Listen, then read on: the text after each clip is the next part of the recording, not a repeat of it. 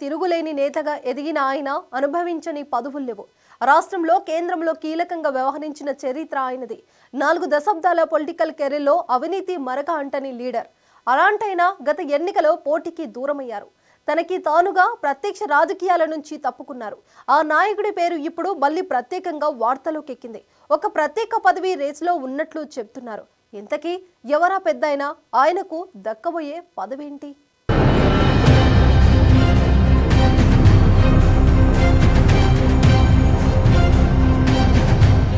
పూసపాటి అశోక్ గజపతిరాజు కేంద్ర, రాష్ట్ర మాజీ మంత్రిగా పనిచేసిన ఆయన రాష్ట్ర రాజకీయాల్లో సుపరిచితులు. అవినీతి ఆరోపణలు లేని నాయకుడు. టీడీపీ లాంటి 40 ఏళ్ల చరిత్ర ఉన్న పార్టీలో ఆయనదొక విశిష్ట స్థానం. ఎన్టీఆర్ హయాంలోనూ, తర్వాత చంద్రబాబు దగ్గర ఆయన మాట అంతగా చలామణి అయ్యేది. ప్రజల సొమ్మును ప్రజల కోసమే ఖర్చు చేయాలన్నది ఆయన ప్రాథమిక సూత్రం. మొన్నటి ఎన్నికల నుండి ప్రత్యక్ష రాజకీయాలకు దూరంగా ఉన్నప్పటికీ అశోక్ గజపతి గురించి అడపాదడపా మాట్లాడుకుంటూనే ఉన్నారు.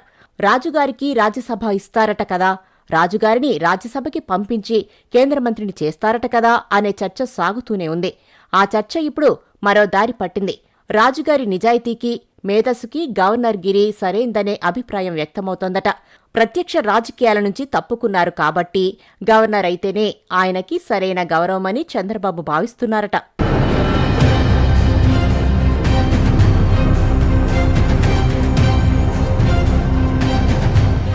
మరోపక్క ఈ పదవికి మాజీ మంత్రి యనమల రామకృష్ణుడి పేరు కూడా వినపడుతోంది.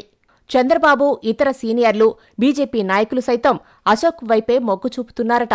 మొదటి నుంచి చంద్రబాబుకి రాజకీయాల్లో అశోక్ గజపతి అత్యంత సన్నిహితుడు. వైస్రాయ్ ఘటనలో చంద్రబాబు ముఖ్యమంత్రి కావటంలోనూ అశోక్ గజపతి కీలక సూత్రధారే అయినా ఏనాడు తనకు ఫలానా పదవి కావాలనో, ఫలానా వాళ్లకు ఫలానా పదవి ఇవ్వమనో ఆయన అడగలేదన్న గౌరవం చంద్రబాబుకి ఉందట.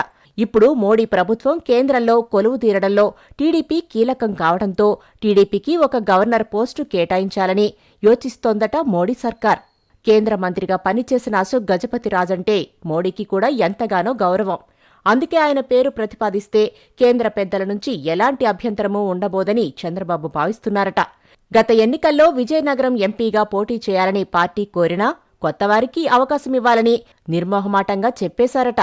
ఇప్పటికీ ఆయన కోరుకుంటే కేంద్ర మంత్రి పదవి పెద్ద విషయం కాదంటారు.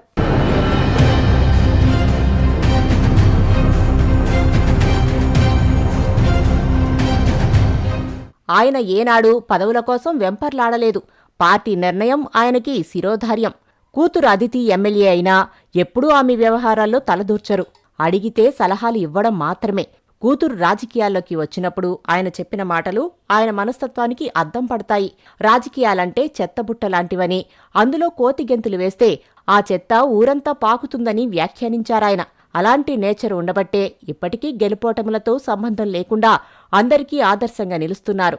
అదలా ఉంటే అశోక్కి ఇప్పటికే టీడీపీ చైర్మన్ ఆఫర్ ఇచ్చినా ఆయనే వద్దనుకున్నారనే ప్రచారముంది. మాన్సాస్ ట్రస్టుకి చైర్మన్గా ఉండడం, అందులో 108 దేవాలయాలకు అనువంశిక ధర్మకర్తగా ఉండడంతో ఆయన టీటీడీ పదవిని వద్దన్నారట. ఒకవేళ గవర్నర్ పదవి ఆఫర్ వస్తే అదే కారణంతో నో అంటారేమోనన్న చర్చ ఒకవైపు, ఇది ధార్మిక పదవి కాదు కనుక ఎస్ అనవచ్చునని మరో చర్చ సాగుతున్నాయి. ఏమైనా రాజుగారు రాజ్ భవన్కి వెళ్తే మాత్రం ఆ పదవికి వన్నె తీసుకురావడం ఖాయమన్న అభిప్రాయం వ్యక్తమవుతోంది.